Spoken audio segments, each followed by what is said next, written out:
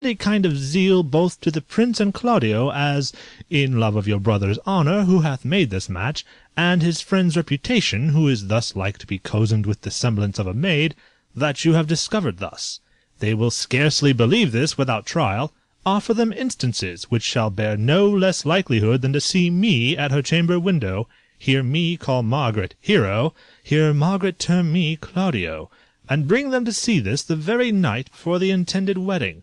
For in the meantime I will so fashion the matter that Hero shall be absent, and there shall appear such seeming truth of Hero's disloyalty, that jealousy shall be called assurance, and all the preparation overthrown. Grow this to what adverse issue it can, I will put it in practice. Be cunning in the working this, and thy fee is 1,000 ducats. Be you constant in the accusation, and my cunning shall not shame me. I will presently go learn their day of marriage. Exeunt. Scene 3. Leonato's garden. Enter Benedick.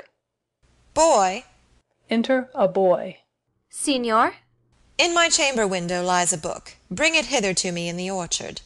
I am here already, sir. I know that, but I would have thee hence, and here again. Exit boy. I do much wonder that one man, seeing how much another man is a fool when he dedicates his behaviours to love, will, after he hath laughed at such shallow follies in others, become the argument of his own scorn by falling in love. And such a man as Claudio.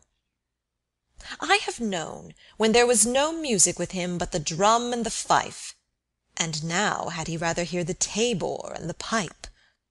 I have known when he would have walked 10 mile afoot to see a good armour, and now will he lie 10 nights awake, carving the fashion of a new doublet.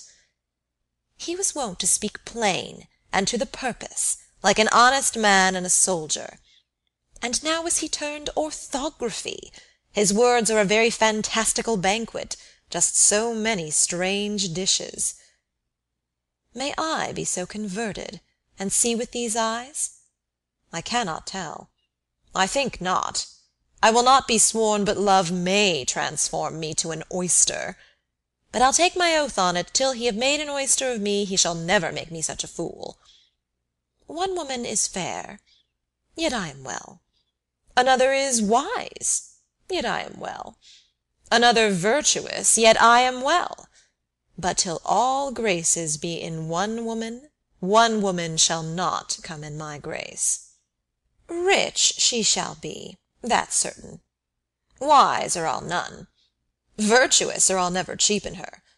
Fair, or I'll never look on her. Mild, or come not near me. Noble, or not I for an angel. Of good discourse, an excellent musician, and her hair shall be of what colour it please God. Ha! The Prince and Monsieur Loewe. I will hide me in the arbour. Withdraws. Enter Don Pedro, Leonato, and Claudio, followed by Balthazar and musicians. Come, shall we hear this music? Yea, my lord. How still the evening is, as hushed on purpose to grace harmony. See you where Benedick hath hid himself? Oh, very well, my lord. The music ended. We'll fetch the kid fox with a pennyworth. Come, Balthazar, we'll hear that song again. Oh, good my lord, tax not so bad a voice to slander music any more than once. It is the witness still of excellency to put a strange face on his own perfection. I pray thee sing, and let me woo no more. Because you talk of wooing, I will sing, since many a wooer doth commence his suit to her he thinks not worthy. Yet he woos, yet will he swear he loves. Nay, pray thee, come, or if thou wilt hold longer argument, do it in notes. Note this before my notes, there's not a note of mine that's worth the noting. Why, these are very crotchets that he speaks. Notes, notes, forsooth, and nothing. Music.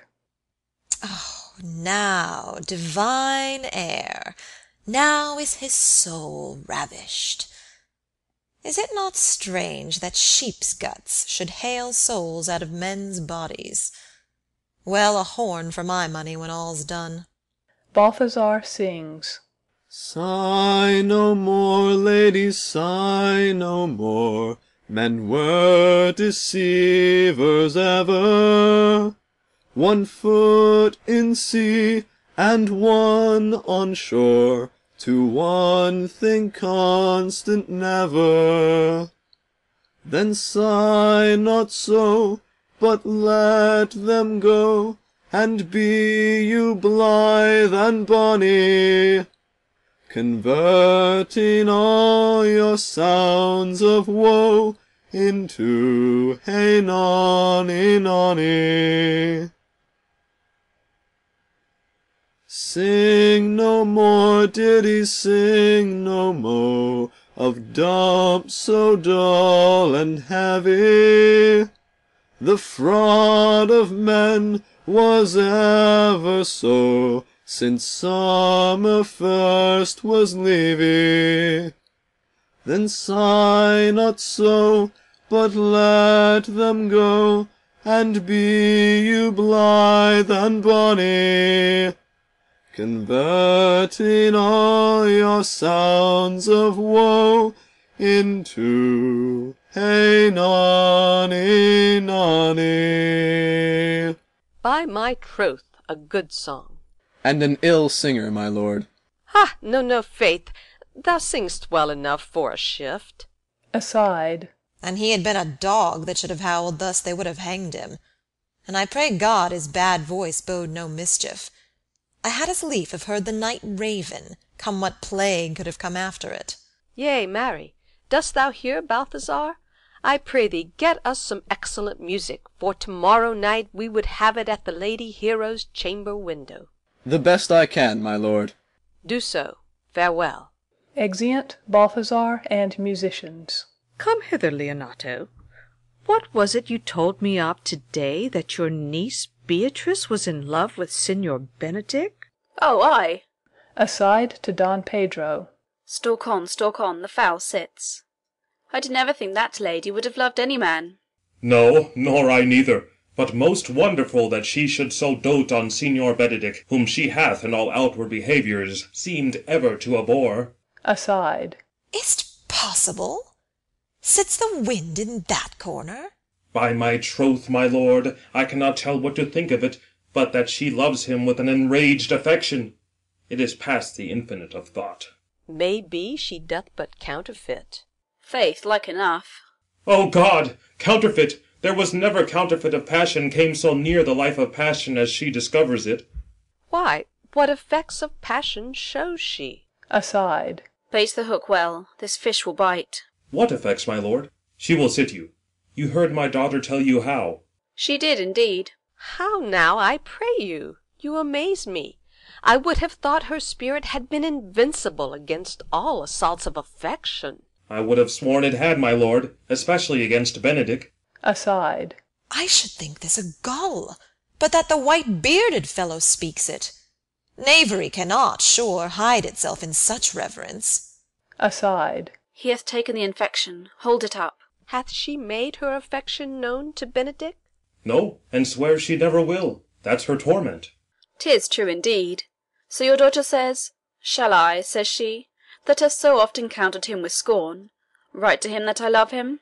This says she now, when she is beginning to write to him. For she'll be up 20 times a night, and there will she sit in her smock till she have writ a sheet of paper. My daughter tells us all. Now you talk of a sheet of paper. I remember a pretty jest your daughter told us of. Oh, when she had writ it, and was reading it over, she found Benedick and Beatrice between the sheet? That. Oh, she tore the letter into 1,000 halfpence, railed at herself that she should be so immodest to write to one that she knew would flout her. I measure him, says she, by my own spirit, for I should flout him if he writ to me, yea, though I love him, I should. Then down upon her knees she falls, weeps, sobs, beats her heart, tears her hair, prays, curses. O sweet Benedick, God give me patience. She doth indeed. My daughter says so, and the ecstasy hath so much overborne her, that my daughter is sometimes afeard she will do a desperate outrage to herself. It is very true. It were good that Benedick knew of it by some other, if she will not discover it. To what end? He would but make a sport of it, and torment the poor lady worse. And he should, it were an alms to hang him. She's an excellent